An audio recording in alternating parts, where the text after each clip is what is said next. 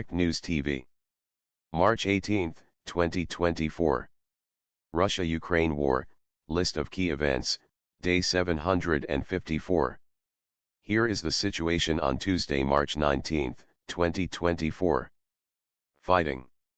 Ukrainian air defense systems shot down 17 out of 22 Russian-shot drones that targeted 9 Ukrainian regions. The attack triggered a fire in a residential building in the central city of Kryvyi Rih, but emergency services were able to evacuate residents and disable the drone's payload before it blew up. Russia also fired 7 missiles at northeastern Ukraine, including the Sumy region. Authorities said the intensity of ground and air attacks on the Sumy region had increased since the start of the year. The regional government said the area had been struck more than 3,000 times, compared with a total of some 8,000 strikes in 2023. The number of aerial bomb attacks had tripled and Russian saboteurs were highly active, officials said. Vyacheslav Gladkov, the governor of Russia's Belgorod region, said 4 people were killed after Ukrainian shelling hit a house in the village of Nikolskoye.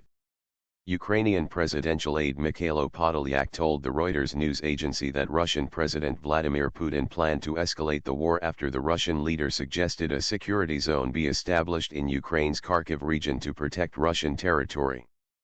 Politics and diplomacy. China, India, and North Korea congratulated Putin on securing a further 6-year term after the Kremlin said the longtime leader got 87% of the vote. The election, which was also organized in 4 Ukrainian territories that Russia partly occupies and claims to have annexed, was condemned by Ukraine and its European allies as illegal and undemocratic. Putin appeared briefly in front of a flag-waving crowd at an open-air concert on Red Square to mark the 10th anniversary of Russia's annexation of Crimea from Ukraine. The annexation of the Black Sea Peninsula has been condemned as illegal by most countries at the United Nations.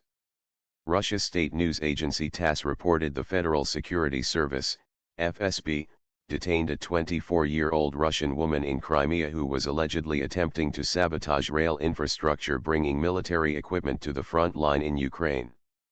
U.S. Senator Lindsey Graham visited Kiev and met Ukrainian President Volodymyr Zelensky. The two discussed the $60 billion military aid package for Ukraine that is being held up by Republicans in the United States Congress. Zelensky said the package's approval was critically important. Graham suggested that aid in the form of a no-interest loan might get more support. Weapons.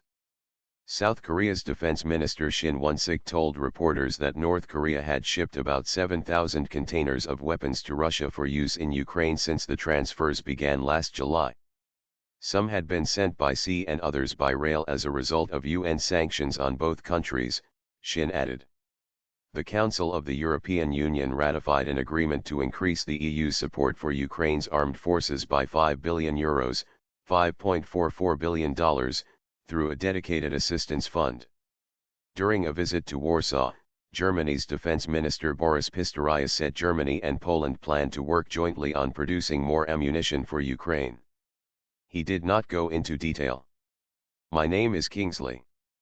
Please like, share, subscribe and hit that notification bell so you can be the first to be notified whenever we post. You won't regret it.